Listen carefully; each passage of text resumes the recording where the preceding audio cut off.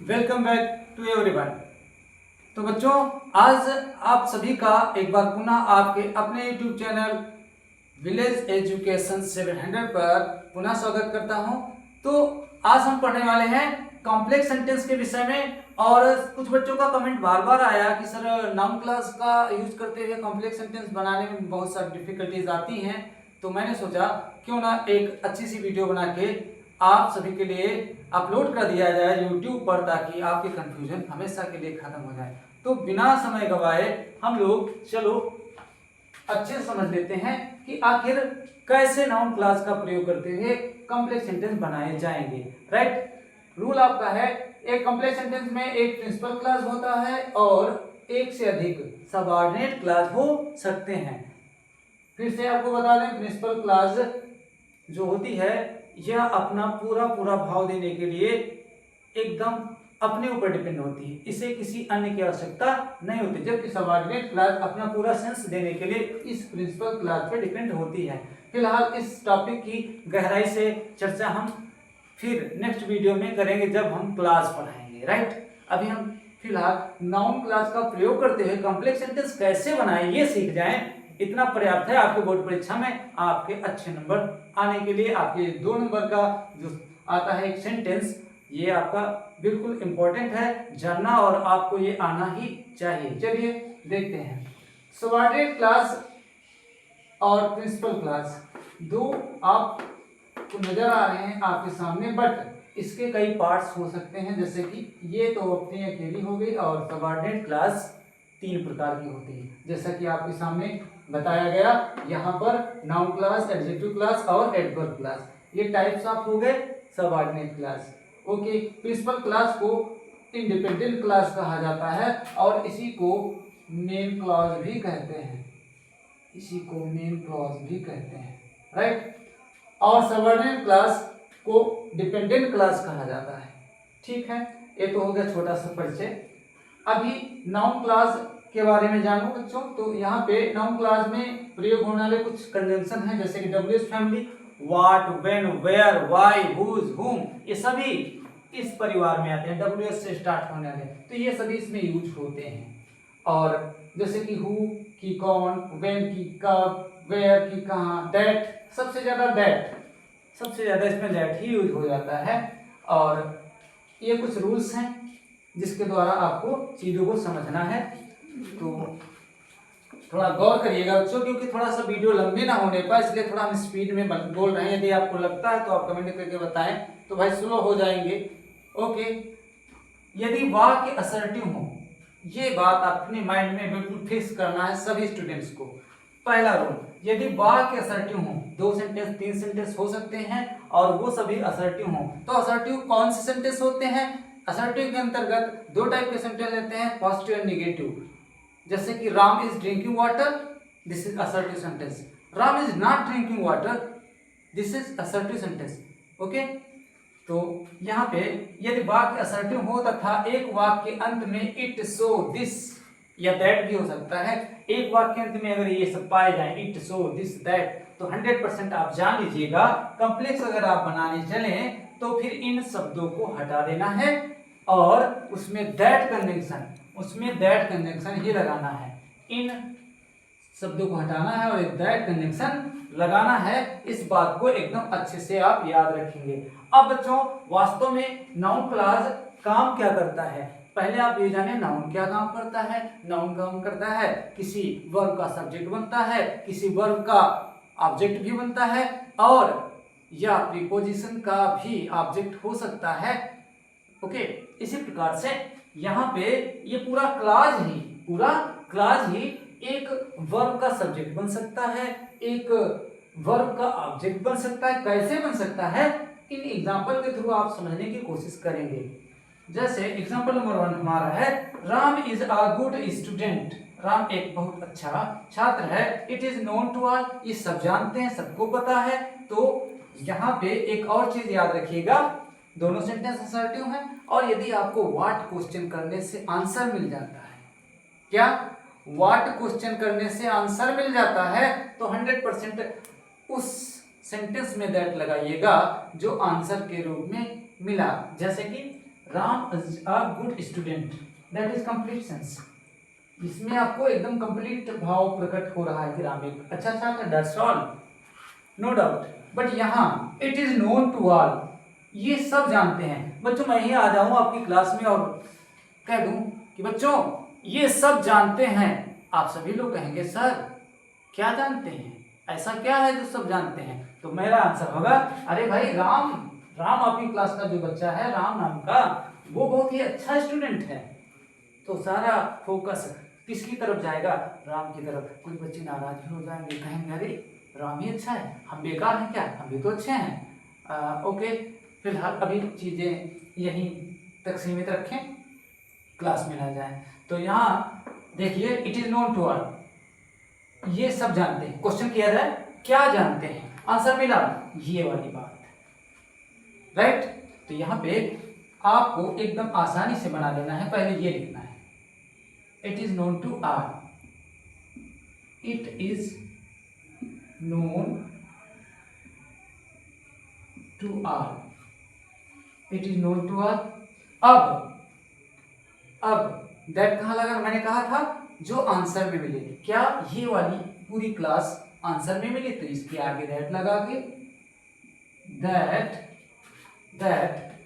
Ram, it is known to all that Ram is a good student.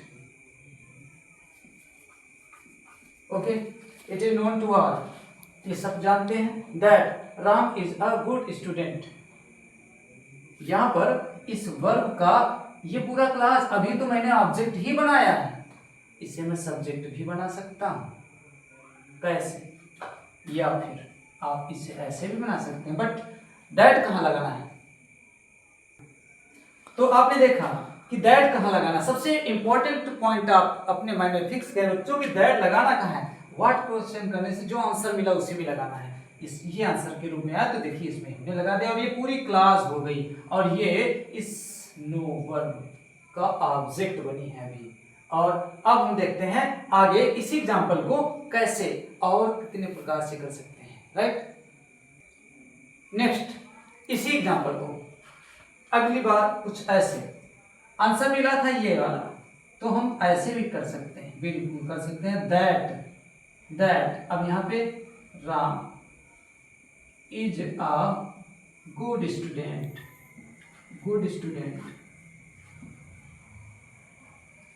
That Ram is a good student. और फिर बच्चे यहाँ कामा लगाना पड़ेगा, याद रखिएगा कामा, इट को हटा दीजिए और फिर यहाँ से लिख दो is known to all.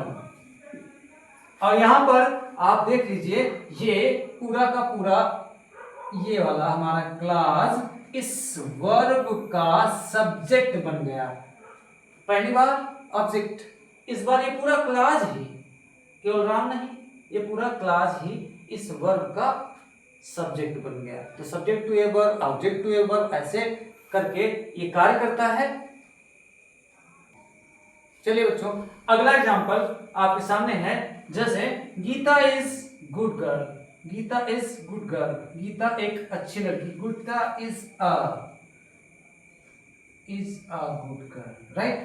Gita एक अच्छी लड़की है, पीपल नो इट, लोग ये जानते हैं। क्वेश्चन बना देखिए, अभी आपको बताएगा इट सो दिस, एकदम इस आसानी से आप व्हाट भी क्वेश्चन ना करें और दोनों सेंटेंस एक में इट मिल गया, मतलब 100% उसमें दैट ही लगाना है। दूसरा तरीका भी अपना के देखिए, पीपल नोज इट, लोग क्या जानते हैं। क्वेश्चन किया जाए लोग क्या जानते हैं सर कि गीता एक अच्छी लड़की है। तो यहाँ पे आप पुनः इसे कुछ इस तरीके से बना लीजिए, इसका कॉम्प्लेक्स इसका ऐसा, पहले ये लिख लीजिए प्यूपल नो, बस इट हटा दीजिए और दैट कहाँ लगाना था, दैट इसमें नहीं लगा रहे हैं, दैट जो आंसर में है उसमें लगा रहे हैं, और आंसर में आया Gita is a good girl, right, इसी में लगा रहे हैं that Gita is a good girl.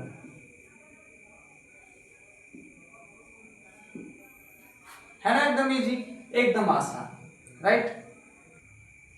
तो बच्चों उसी क्रम में अगला रूल समझ लेते हैं, फिर एग्जाम्पल के थ्रू अच्छे से समझने की कोशिश करें। अभी देखिए जैसे कि हमारे सामने है, जब एक वाक्य में समथिंग आ जाए, याद रखिएगा एक वाक्य में क्या आ जाए बच्चों, समथिंग, और दूसरे वाक्य में to it, in it, on it ऐसी प्रीपोजिशन के साथ इट जुड़ा हो और दोनों वाक्य असर्टिव पाए जाएं, तो फिर उसमें आप दैट बिल्कुल ना लगाएं, राइट। उसमें आप दैट बिल्कुल ना लगाएं, तो क्या लगाएं सर, आप उसमें लगाएं व्हाट, उसमें आपको व्हाट लगाना है, ये बात याद रखिएगा। जैसे कि एग्जांपल आपके सामने है, रवि सेइंग समथिंग, एक सेंटेंस है असर्टिव और उसमें समथिंग मिल गया, Ravi is saying something, listen to it, इसे गौर से सुनो, राइट। तो यहाँ पे आप कुछ इस तरीके से इसका कॉम्प्लेक्स निर्मित कर दीजिएगा। कैसे, पहले ये सेंटेंस आप पहले लिख लें, लिसन, लिसन टू, अब इट हटा देंगे, इट नहीं रखना, हर बार इट नहीं रखना है, लिसन टू व्हाट। हमारे कुछ बच्चे इसको गलत प्रोनाउंसिएशन इसका बहुत गलत करते हैं, व्हाट, ये कछाट 9-10 ठीक है व्हाट, बट अब आप इंटरमीडिएट के स्टूडेंट हैं, करेक्ट प्रोनाउंसिएशन अनिवार्य है, व्हाट, व्हाट नहीं व्हाट, व्हाई नहीं व्हाई, व्हेयर नहीं वेयर, राइट, व्हेन नहीं व्हेन, ऐसे हम इसका उच्चारण करेंगे, प्रोनाउंसिएशन उच्चारण, right. Listen to what, listen to what, गौर से सुनो, जो कुछ, इस व्हाट का मतलब क्या है हिंदी में, जो कुछ, व्हाट, जो कुछ, राइट, लिसन टू व्हाट। और अब यह सेंटेंस बस समथिंग छोड़ के सब नोट करो, Ravi is saying, listen to what Ravi Singh. अब यहां पर बच्चों इस प्रीपोजिशन का ये पूरा क्लॉज ही हमारा ऑब्जेक्ट बन गया, बताया था मैंने, subject to a verb, object to verb, preposition का ये ऑब्जेक्ट हो सकता है, इस क्रम में ऐसे ये नाउन क्लॉज कार्य करता है। पूरा का पूरा ये सेंटेंस ही एक क्लॉज है, कौन सी क्लॉज है, नाउन क्लॉज है, ओके। तो कुछ इस तरीके से आप कॉम्प्लेक्स सेंटेंस आसानी से दो या दो से अधिक सेंटेंस को जोड़ के बना सकते हैं। कुछ और रूल्स हैं, उन्हें हम समझ लेते हैं। तो बच्चों अगला रूल हमारा है, यदि एक वाक्य असर्टिव हो तथा एक वाक्य इंट्रोगेटिव हो, बट एक वाक्य जो इंट्रोगेटिव है हेल्पिंग वर्ड से स्टार्ट हो जाए, उसकी शुरुआत हेल्पिंग वर्ड से हो, do, does, will, shall, did, इनसे, तो फिर कंजंक्शन उसमें आप इफ या विदर जो मर्जी है वो लगा दीजिएगा। और यदि क्वेश्चन वर्ड आ जाए, कोई डब्ल्यूएच फैमिली का, why, when, where, what, it is, जो ये इसमें से अगर कोई क्वेश्चन वर्ड आ जाएगा तो फिर आप कंजंक्शन के रूप में उसी क्वेश्चन वर्ड को ही यूज करिएगा। आपके सामने दो एग्जांपल इसी से रिलेटेड हैं, जिसे आप अच्छे से समझें, और आशा करूंगा कि आप अच्छे से समझ भी लेंगे, इन चीज़ों में डाउट नहीं रहने वाला। ओके, चलिए इसका कॉम्प्लेक्स आप जब बनाएंगे तो कुछ ऐसा रहेगा, जैसे रानी डज नॉट नो, रानी बिल्कुल नहीं जानती है, क्या, विल हेमा कम टुडे, क्या हेमा आज आएगी। ऐसा तो एकदम आसान है, इसमें कोई कठिनाई नहीं होनी चाहिए समझने में सभी छात्रों को। रानी डज नॉट नो, राइट। और फिर बच्चों क्या लगाना है, चूंकि हेल्पिंग वर्ड से स्टार्ट है तो क्या लगाना है, इफ, सबसे छोटा वाला, है ना। जब कोई काम घर में हो जाए तो विदेश जाने की क्या जरूरत है, जब छोटी स्पेलिंग से काम हो रहा तो बड़े लिखने की कोई जरूरत नहीं, इफ। और फिर इसके बस यहाँ पे जो मिस्टेक्स होती हैं सभी स्टूडेंट्स से क्या होती है, वो इस विल को ही पहले लिख देते हैं, आपको ये गलती नहीं करनी है। इसके बाद कंजंक्शन के बाद ध्यान रखिएगा, हमेशा याद रखें, कंजंक्शन के बाद हमें सब्जेक्ट को ही यूज करना होता है, और वो इसमें है हेमा, राइट। इफ हेमा, और तब जाके हेल्पिंग वर्ब जो भी हो उसे लगा दें और पूरा नोट कर दीजिए, छाप दो पूरा, कुछ नहीं करना। और today only full stop, right, question mark नहीं लगाएंगे। अब अगला वाक्य, प्लीज टेल मी, कृपया मुझे बताओ, where have you put my book, आपने मेरी पुस्तक कहाँ पे रख दी है। ओके, यहाँ पर हमको मिल रहा है क्वेश्चन वर्ड, और ये एकदम आसान है कॉम्प्लेक्स बनाना। तो कुछ इस तरीके से आप इसका कॉम्प्लेक्स बना दीजिएगा। कैसे? जैसे कि प्लीज टेल मी, राइट। फिर क्वेश्चन वर्ड ही कंजंक्शन के रूप में, इसमें इफ या विदर यूज ना करें, वेयर, और इसके तुरंत बाद मैंने भी बताया ना, क्वेश्चन वर्ड हो या इफ लगाना हो, इनमें जो भी लगता है उचित वो लगाएं। जैसे इसमें क्वेश्चन वर्ड आया तो यहाँ पे क्वेश्चन वर्ड ही यूज करेंगे, और यहाँ पे हेल्पिंग वर्ब आई थी तो इफ या विदर में से कुछ लगाना था। अब यहाँ वेयर लगा दिया गया तो इसके तुरंत बाद हमें सब्जेक्ट को लिखना है, और ये पहले आएगा, फिर ये हैव इधर आ जाएगा, right. You have put my book, that's all.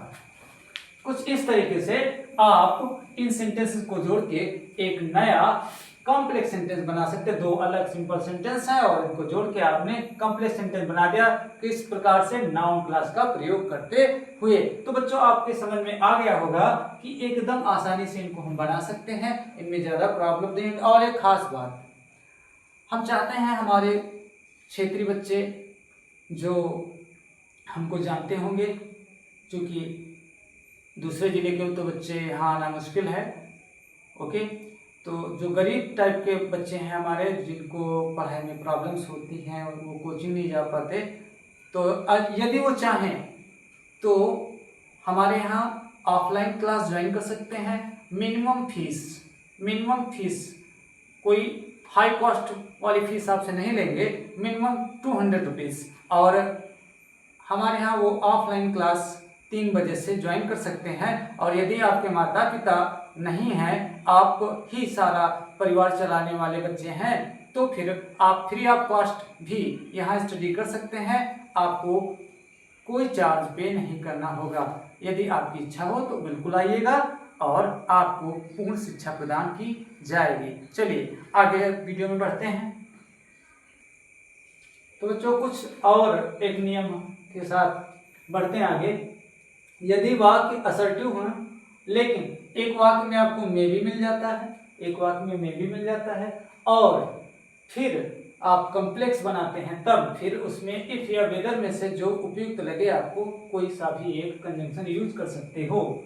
और यदि प्रिंसिपल क्लास प्रेजेंट टेंस में हो तो फिर मे बी को आप बिल्कुल हटा दीजिएगा। कॉम्प्लेक्स बनाने पर उसे हटा करके इज एम आर जो भी उचित हो वो यूज करें। जैसे एग्जांपल आपके सामने है और इसका कॉम्प्लेक्स कुछ ऐसा बना दीजिए, जैसे कि ही मे बी ऑनेस्ट। पहले आपको कौन सा सेंटेंस लिखना है, ये I don't know, I do not know. उसके बाद इफ लगा दिया और फिर ही इज ऑनेस्ट। एकदम आसान। अगला you may be fooled I can't say, तो इसका कॉम्प्लेक्स कुछ ऐसे, I can not say if you are fooled, right. तो इस तरीके से आप इन सेंटेंस को जोड़ करके एक नया कॉम्प्लेक्स सेंटेंस बना सकते हो। और ये बस रूल आप याद रखिएगा, फिर इनमें आपसे कभी मिस्टेक नहीं होगी। और कुछ और एक लास्ट रूल रह गया जिसे हम आपको बस कुछ एग्जांपल के थ्रू और बताते हैं और फिर आपका टॉपिक कंप्लीट हो जाएगा। हमारा अगला रूल है, यदि एक वाक्य में आपको मिल जाए समवन समबडी, राइट। एक वाक्य में समवन या somebody आ जाए तो फिर आप याद रखिएगा उसमें आप इन समवन somebody को हटा दीजिए और वहां पर who कंजंक्शन का यूज करना है। एग्जांपल देखें, someone has killed my cat, I don't know। तो एकदम आसान, इसका कॉम्प्लेक्स आप ऐसे बना दीजिएगा, I don't know, I don't know, I do not know कहो या don't know लिख सकते हो, कोई दिक्कत नहीं। I do not know who, इसको हटा दीजिए और फिर who has killed my cat। एकदम आसान। इस तरीके से आप दो या दो से अधिक सिंपल सेंटेंस को जोड़ करके नाउन क्लॉज का प्रयोग करते हुए एक नया कॉम्प्लेक्स सेंटेंस अच्छे से बना सकते हैं। और आपके होमवर्क में हमने कुछ सेंटेंस दिए, इसे आप सॉल्व करें और इनसे जोड़ करके बढ़िया से अच्छे से एकदम करेक्टली कॉम्प्लेक्स सेंटेंस बनाएं और कमेंट में इसे प्रेषित करें। देखना चाहेंगे हमारे बच्चे कितना समझ पाए हैं। Our video.